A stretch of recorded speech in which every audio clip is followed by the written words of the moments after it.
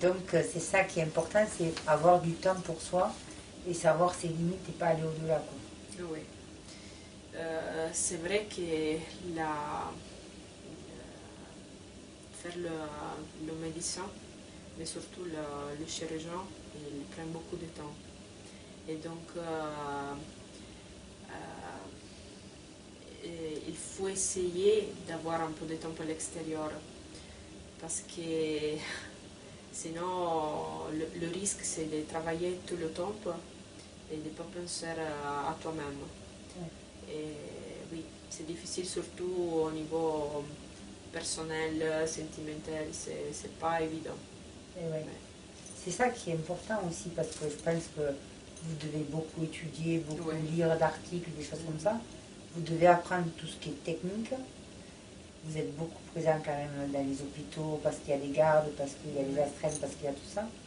Et c'est vrai que pour vous, après, la vie même familiale, parce qu'il y en a qui font ça et qui après créent une famille en même temps, sa vie de femme, sa vie de faire ses loisirs, s'octroyer du temps pour soi. Mais ça va pas être facile. Oui, surtout prendre la décision d'avoir une famille, c'est pas facile. Et toi, dans ta famille, tu n'avais aucune personne de ton entourage qui était dans le médical? Non, mon père fait maçon. Ouais. Et ma mère ne travaille pas.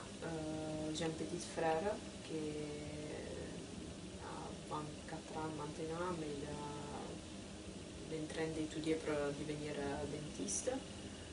Mais je n'ai pas personne qui a fait le même parcours. Et ça, est-ce que c'est quelque chose qui rajoute une difficulté? Parce que moi, des fois, j'en connais que leur... Enfin, voilà. Non, c'est pas en difficulté. Je pense que c'est plus en force.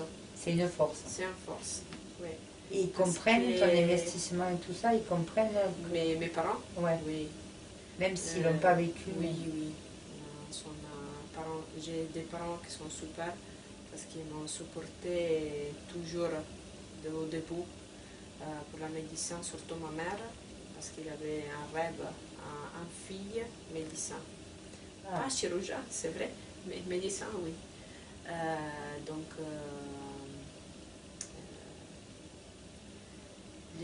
la famille, c'est très important.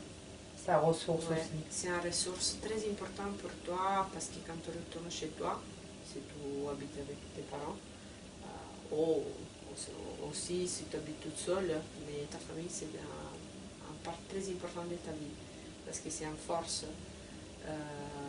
Oui, surtout pour les personnes qui ont un bon rapport avec les parents. Tu vas te ressourcer là-bas. Oui. Tu te fais un peu cajoler. Oui, ça te fait mais du surtout avec mon père, parce que mon père il est une personne très forte, il a eu aussi ses difficultés, mais c'est la personne qui a toujours donné le bon conseil à le bon moment. Il y a toujours des gens qui sont, on en avait discuté, mais quand tu vois, là, tu as ta famille, mais ta famille, elle n'est pas toujours avec toi. Et tu vois, tu as cité des gens qui étaient, des professionnels qui étaient importants, des seniors qui ont été importants pour toi, ton stage à Milan. Donc je pense que heureusement que il y a des rencontres dans la voilà, vie. il y a des rencontres qui font que ces rencontres-là, eh bien, ça va, elles vont t'aider, elles vont t'épauler, elles vont te faire grandir. Et que c'est pas que la famille, parce que des fois la famille elle est douée. Et donc à tous ces moments-là, quand tu vas dans des stages différents, tu fais des rencontres et ces rencontres-là, elles te permettent aussi d'avancer. De grandir, oui. De grandir, d'avancer et surtout d'avoir un support moral. Ouais, un soutien. Oui. Et après, donc ça fait pas très longtemps que tu es arrivée en France. Ah oui, depuis la dernière semaine d'octobre, oui, je suis arrivée sans savoir le français, c'est ça le problème. J'ai jamais étudié le français. Et c'était un peu rigolo parce que les premières 2 semaines de novembre, quand j'ai commencé, j'ai rien compris.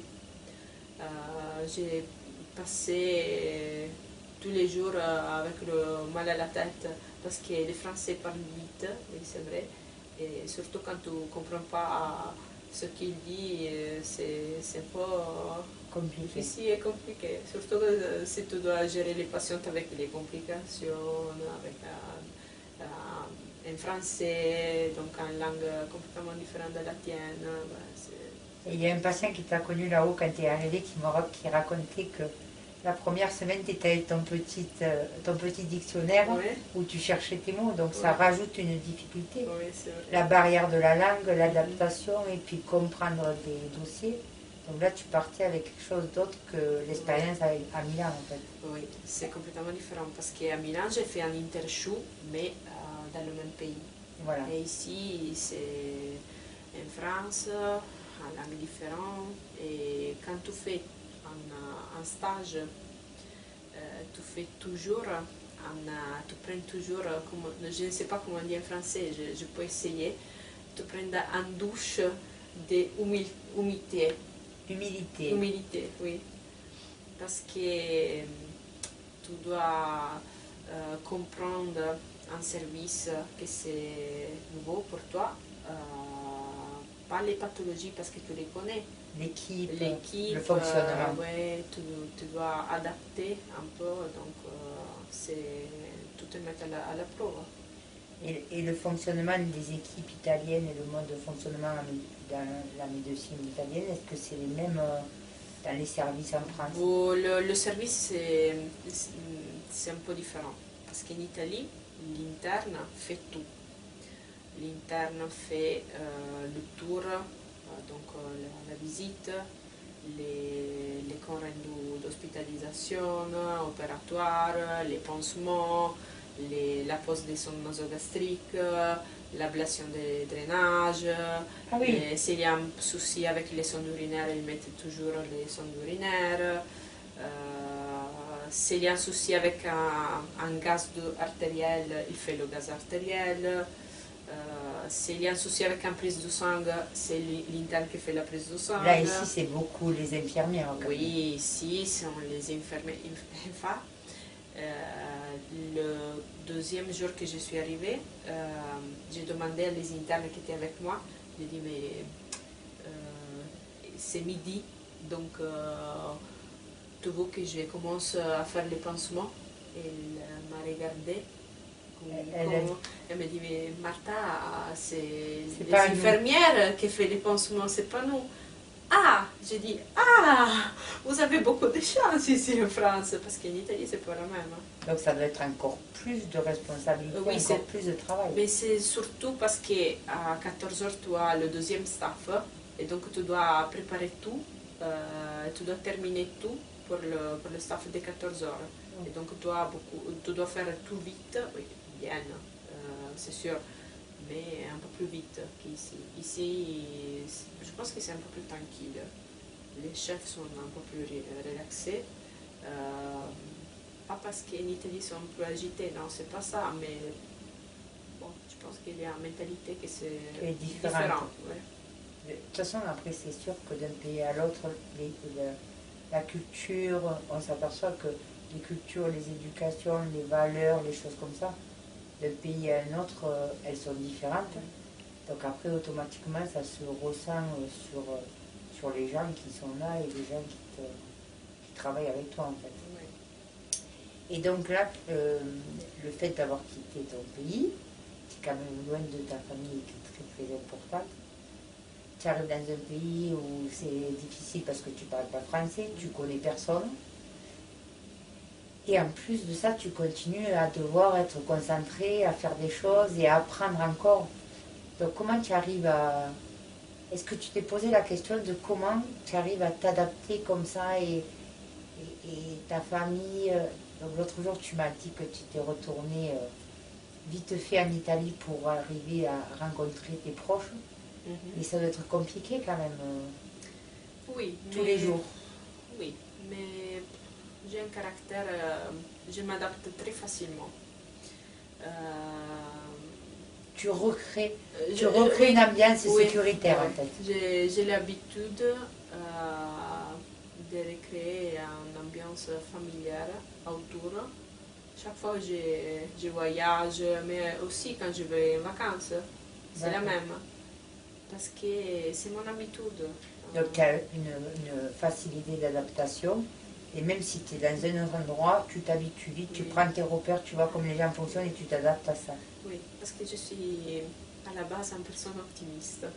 Mais ça fait, c'est bien. Optimiste, et donc c'est ça qui m'a toujours aidé dans la vie. Depuis depuis j'étais adolescent, j'étais toujours optimiste, et donc aussi s'il y a une difficulté, oui, mes parents sont loin.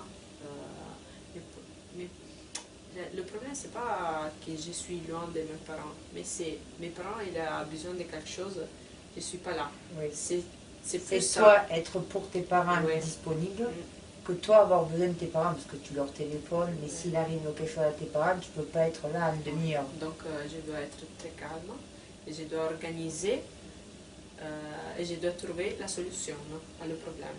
Donc j'appelle mes proches, mes amis, je dis, je ne sais pas, Paola, vas-y, va chez moi, parle avec ma mère, fais ça. Je dois organiser dans la France. C'est pour ça qu'en fait, après le mental, l'autre jour, on discutait de la place du mental et que tous, on était des athlètes, en fait, parce qu'on va tous piocher. Et quand tu parles de toi, déjà, même si tu fais des choses qui te prennent du temps, tu as toujours du temps et tu organises pour les autres, tu prends soin de ça. Donc, je pense que c'est important de faire voir que interne, c'est pas juste je fais mes études, je vais apprendre à opérer et qu'autour de toi, ta vie reste en mouvement en fait. Donc il faut que tu arrives à jongler avec tout ça et que ça, à un moment donné, comme tu dis, la motivation et l'énergie, tu la pioches dans le mental. Oui. C'est plus le mental que le physique. Voilà. Parce que quand tu fais, par exemple, un garde qui commence le matin à 8 heures et va finir le jour après à 8 heures, donc ce sont 24 heures de garde.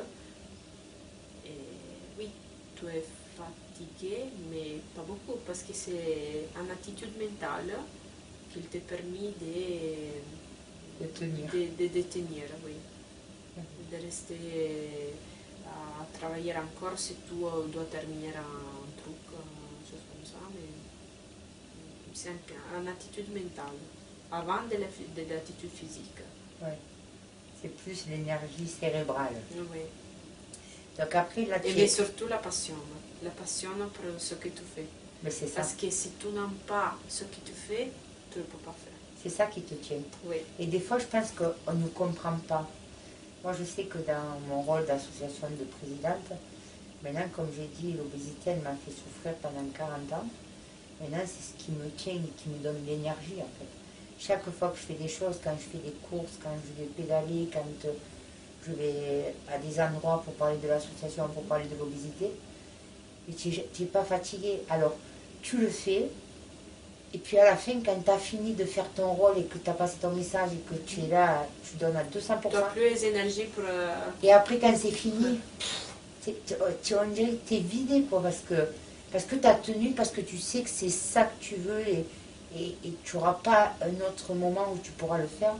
Donc ça, il faut que tu le passes et après, tu es vanné, comme si tu avais fait un marathon, quoi. Donc c'est vrai que ce mental, ça te puise à l'intérieur de soi et puis d'un seul coup, tu le sens. Mais ce temps-là, après tu te reposes, tu fais, et c'est là que les loisirs, le temps pour toi est important pour te ressourcer, quoi. Mais surtout, quand tu dois faire une chose qui te plaît. C'est la passion qui te doit guider dans la vie. Oui, et aussi le devoir je dois faire les papiers de sortie, oui, je dois préparer ça, parce que c'est mon travail. Mais oui, mais à la base, il y a une passion énorme pour ce que je fais. Et tu disais que quand tu avais fait ça, tu as préféré partir vers la médecine générale et puis la chirurgie générale parce que justement les études de recherche clinique dans un labo, oui, il n'y avait pas le contact avec les gens. Oui. J'ai besoin de parler. Voilà, donc ce contact avec le patient. Oui, le contact avec le patient, c'est la condivision. d'une expérience. C'est pas... Parce que, oui, c'est vrai que le médecin, il a une mauvaise habitude de travailler et de faire les choses vite. Et aussi, quand tu fais la visite, oui, tu as beaucoup de travail à faire et donc tu fais la visite, 5 minutes, 10 minutes et c'est fini. Mais tu ne travailles pas avec un ordinateur, tu travailles avec les personnes. Donc la chose très importante pour moi, c'est la condivision avec le patient, qui avant d'être patient, c'est une personne. Donc c'est une personne avec une maladie, et donc c'est un patient. Mais c'est pas, tu ne peux pas appeler, ah oui, le patient de la chambre 56, le patient de la vésicule. Parce que souvent, tu peux entendre une chose comme ça. Mais non, oui, c'est monsieur X dans la chambre avec la pathologie X. Mais avant, c'est ce que je dis, moi je leur dis, on n'est pas une obésité, on n'est pas un diabète, on n'est pas, on est un être humain avec ce qu'on est, et après on a, ben c'est comme si tu es chirurgien, après ou tu es garagiste, et puis après tu es marié ou tu n'es pas marié, tu as 4 enfants ou tu n'en as pas. Donc c'est ça qui constitue qui tu es. Et ces gens-là que vous avez qui viennent. En plus, la difficulté avec la maladie, c'est où il en est dans son stade d'acceptation de la maladie. Et ça, c'est la chose plus difficile. Et j'ai parlé à une patiente avant-hier, avec une patiente hospitalisée, de ça. Parce que la difficulté, c'est que le médecin, il ne peut pas comprendre ce qu'il passe dans la tête d'un patient hospitalisé. Et ce n'est pas seulement le patient hospitalisé pour un cancer ou pour une pathologie, pour une obésité, donc c'est une pathologie un peu plus complexe. Mais aussi un patient qui est opéré ou hospitalisé pour une pédicectomie, par exemple. Et ce qui passe dans la tête, il dit ah non, mais je suis ici, dans le lit, toute seule, avec tous les pansements, le drainage. Avoir un drainage abdominal, c'est pas évident. Donc, des fois on dit, il faut comprendre la personne que nous avons devant. Et oui, je sais qu'une personne a fait les études de psychologie avant de faire médecin, c'est vrai. Mais je pense qu'il faut avoir une attitude à la psychologie. Une posture. Ah oui, une posture à la psychologie. Et aussi ça, c'est un peu difficile à le voir dans le groupe des médecins, surtout peut-être des chirurgiens. Parce que les chirurgiens ont l'habitude de oui, maintenant je vais au bloc, je fais mes interventions. Le relationnel. Donc, je pense qu'il a le passage en plus de le chirurgien, c'est oui, je fais les blocs, je fais les interventions, mais je monte dans le service à voir mon patient. Donc, parce que surtout que c'est hyper important la place qu'a un chirurgien pour son patient. Quelque part, ce chirurgien-là, c'est le sauveur, quoi. Il est vénéré, il est là. Et si jamais, voilà, si toi tu vas voir le patient, que tu lui expliques les choses, ça ne sera pas la même si le chir monte et qu'il accorde du temps. En fait. Même il accorde 3 minutes, mais au moins il est là et ça soulage déjà. Parce que des fois, alors on appelle des patients, parce que vraiment, je te garantis que souvent ils sont patients. Parce que des fois, c'est peu de choses qui demandent, des fois ils se mettent en colère, ou des fois ils sont pénibles, comme, et voilà, des fois il y en a qui sont en complication, et qu'on dit, mais il a mangé alors qu'il n'aurait pas dû. Mais des fois, c'est tellement dur à vivre. Alors moi, j'ai eu des complications. Donc quand on dit, ben, il ne faut pas que vous fassiez ça. Vous ne devez pas boire, vous ne devez pas manger. Mais très bien, je ne dois pas boire, je ne dois pas manger, mais quand ça dure sur du long terme, à un moment donné, c'est un peu... Alors, vous ne le faites pas, c'est pas volontaire, puisque ça fait partie du protocole et du processus. Mais on nous demande à faire des choses qui sont quand même difficiles à faire. Et des fois, ben, on pète un câble, des fois on est un peu énervé, des fois on fait le patient chiant. Parce que c'est compliqué. Tu sais, la difficulté de le médecin, surtout de le chirurgien, c'est d'être...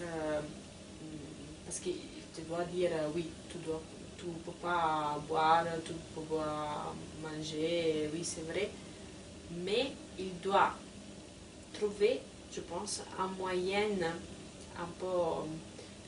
il doit avoir un peu de psychologie pour te dire oui, non, tu peux pas. Parce que oui, tu peux pas. C'est facile à dire, mais pas toujours à faire. Hein. Donc il faut essayer de trouver un moyen un peu plus douce d'expliquer les complications, les complications qui auraient ouais. s'il faisait ça. Après, toi, on se connaît depuis pas très très longtemps. Je pense que tu as vu ce que je faisais au sein de l'association et aussi accompagner les patients et faire passer des messages et être un peu le lien entre le message qui est passé par le chirurgien et puis comment le patient m'a accepté et moi passer le temps pour essayer d'accompagner sur l'acceptation de tout ça. Donc toi, qu'est-ce que tu penses justement du rôle des associations et est-ce que ça renforce pour toi si tu te projettes? Est-ce que dans ta future pratique de chir ou d'être accompagné comme ça par un patient qui est formé à ça, est-ce que tu penses que toi, ton message pourrait être plus passé et faire appliquer plus de choses parce que justement, de patient à patient, ça fait passer peut-être plus facilement parce qu'il y a le ressenti aussi du patient parce que je suis passée par là. Donc autant on se projette beaucoup plus quand on t'enlève un drain ou quand on te met une sonde nasogastrique, ben, toi si tu ne l'as pas vécu, et si tu prends quelqu'un pour expliquer à ton patient que ça va se passer comme ça, pour le rassurer, est-ce que tu crois que cette collaboration peut enrichir ta future pratique? Oui, je pense qu'il faut essayer de travailler en équipe. Parce que peut-être qu'il y a beaucoup de personnes qui n'ont pas compris que le travail dans l'hôpital, ce n'est pas un travail de première femme, mais c'est un travail d'équipe. Donc, s'il y a une personne comme toi, mais pas seulement pour la chirurgie bariatrique, mais pour tous les types de chirurgie, s'il y a une personne qui peut, à un certain moment, expliquer à le patient ou parler d'une expérience personnelle, je pense que c'est très important. Oui. Et on le voit beaucoup. Valeur en plus. On le voit beaucoup sur les assos avec les personnes qui ont le cancer, sur l'annonce du diagnostic. Et puis toi, tu annonces ce diagnostic et puis qu'est-ce que tu en fais? Et puis après, c'est une association est là pour parler sur les soins palliatifs, pour accompagner les familles.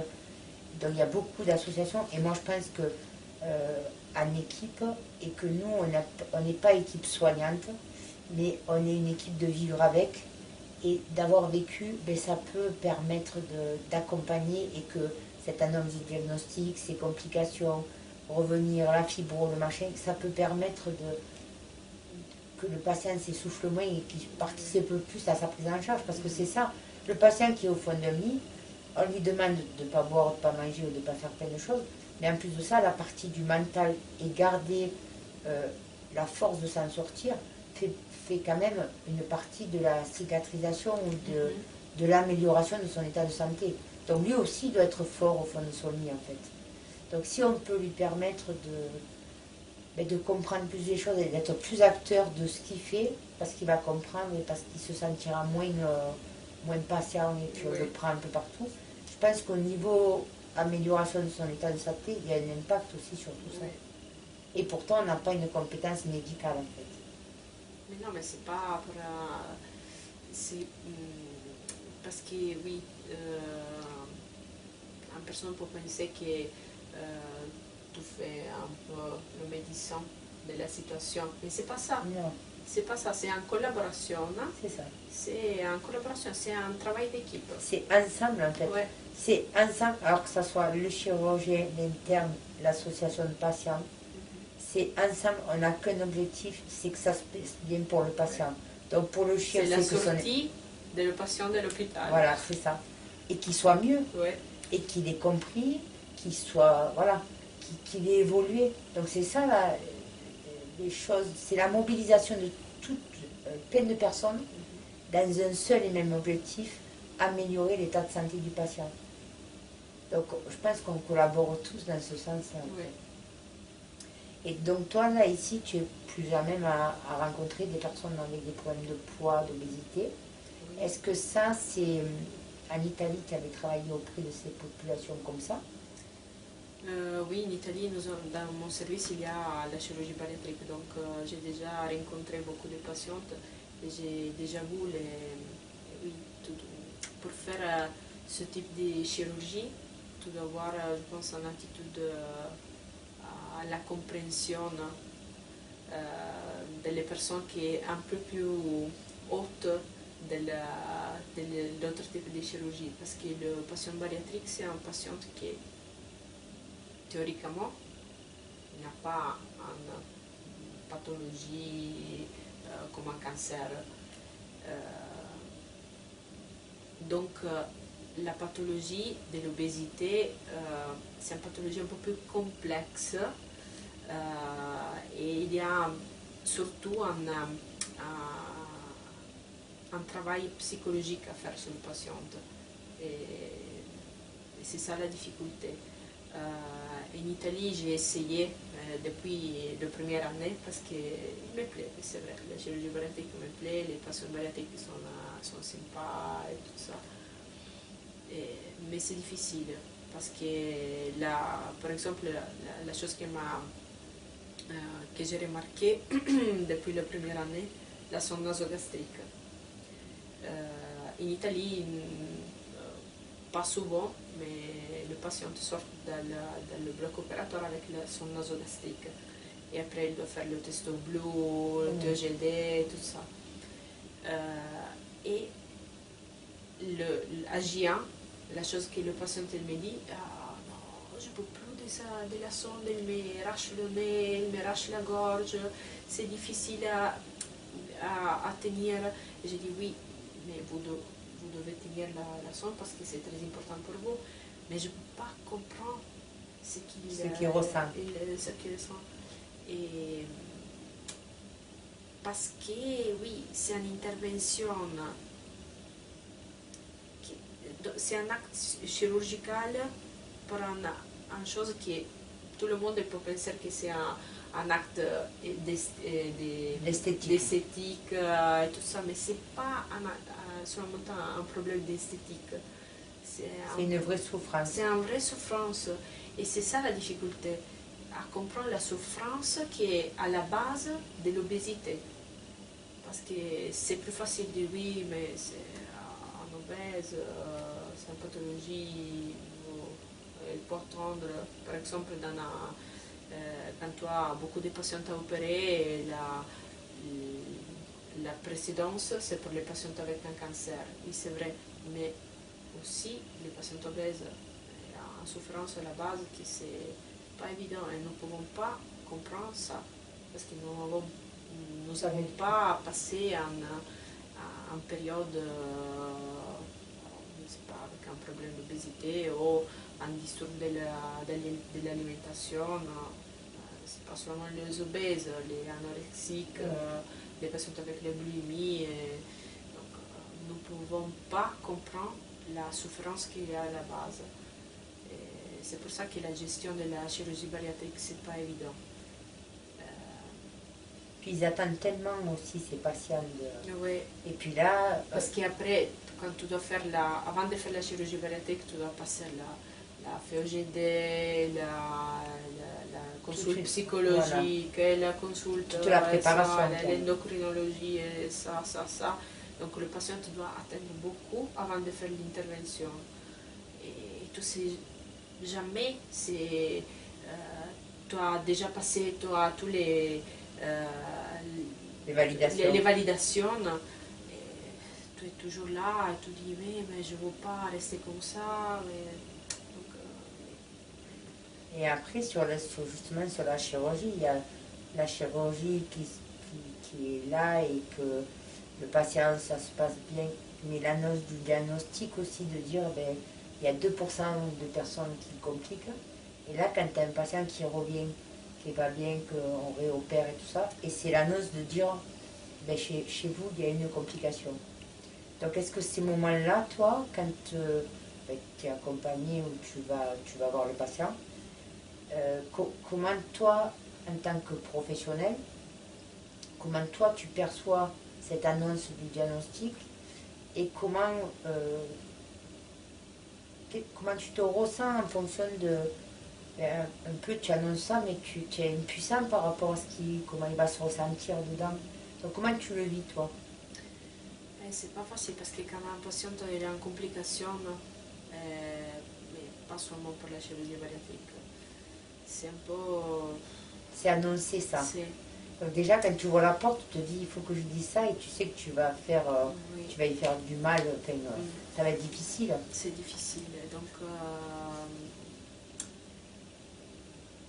je ne sais pas si le médecin est... Vous n'êtes pas formé à ça? Oui, nous ne sommes pas formés à parler des complications ou, par exemple, la communication des dossiers des cancers. Alors, oui, vous avez une maladie très grave et tout ça. C'est pas dans vos études, ça? Non. Comme donc, c'est pour ça que je te dis que c'est une attitude, un peu une attitude, mais il faut travailler sur l'attitude. Parce que nous ne pouvons pas parler avec les personnes sans penser à tous les termes que nous utilisons. Parce qu'un terme un peu plus agressif peut détruire complètement un patient, la journée du patient. Donc c'est très important. C'est poser les bons mots. Oui, les bons mots dans le bon moment. Et en restant, c'est ça, après, en n'étant pas dans l'affect, c'est ce mélange de sentiments où ben, des fois, on tisse un peu plus de liens parce que les personnes sont plus là, il y a plus d'affinité, et c'est toujours rester ce professionnel en fait. Et que la bienveillance, ça reste de la bienveillance et qu'il n'y ait pas de l'affect qui fasse que... C'est compliqué, oui, c'est compliqué bon maintenir la professionnalité, être un psychologue, comprendre les problèmes de patientes.